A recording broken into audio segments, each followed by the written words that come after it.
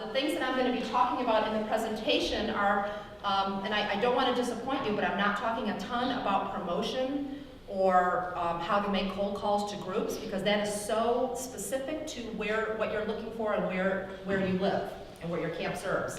What I'm going to be talking about is just experiences that I have when we started doing campaigns and promotions for non-summer groups. So when I got to the YMCA of the Ozarks, it was in the early to mid-90s, like mid-90s.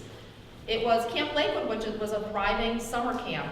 But Trout Lodge was this beautiful facility, much like this one, with all of these hotel-style guest rooms, but it was not programmed. It was just kind of this conference center sitting there that the St. Louis Y invested in, and it was nothing. And they had been losing money for 40 years.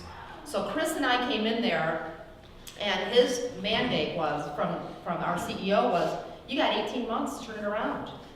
We needed to start making some money. So it was really difficult because the place was so beautiful. And so how do you start to program, and how do you start when the phones don't even go on hold and your online registration system isn't even up to snuff? So we were pretty much starting from scratch with a gorgeous facility. And we were taking our summer camp staff and transitioning them when summer camp was over into conferencing and how to serve those groups, and it was a huge disconnect for them. So we realized, wait, we got to step back here, and we have to retrain them. We have to retrain those camp staff, because honestly, you did not go into camping to serve conference groups, right? I mean, that's just kind of the deal that happens with it. You went into camping because you want to be camp staff. You love working with the kids, and if you're in team building or you're doing some other kind of thing in your groups business, and that was your plan always, then that's different. But most people don't go into camping because they want to serve youth group, church groups that come in, or women's quilting clubs. So, but that's what we found. That's what we found. So all of a sudden we were in this new arena, and we really just didn't know what to do with it because we were all camp folk. There are actually 12 steps that I've kind of identified that are successful steps for what you have to do if you're going to go into this business. And many of you are already in it, most of you probably already are. So what is your goal? We're going to go over what is your goal. We're growing your off-season business, assessing the strengths and opportunities of your camp and how you do that, plussing your pluses, what's your target market, which is sometimes hard to figure out, understanding the base expectations of the groups, your why facility, be proud and speak with a why voice. I'll go over that just a little bit.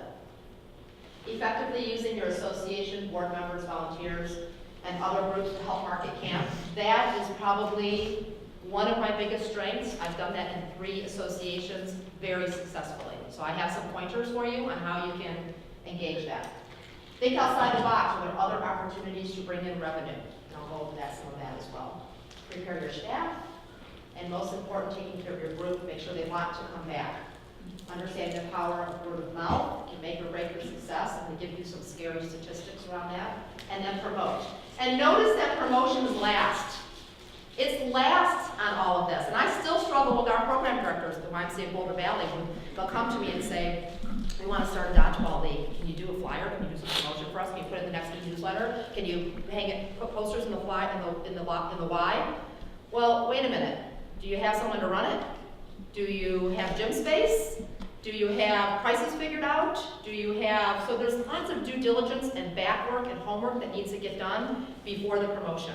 So that's why I don't go right to promotion. You have to, before you're ready to promote anything, you have to step back. And you're stepping back 11 steps. So that's what we're talking about here.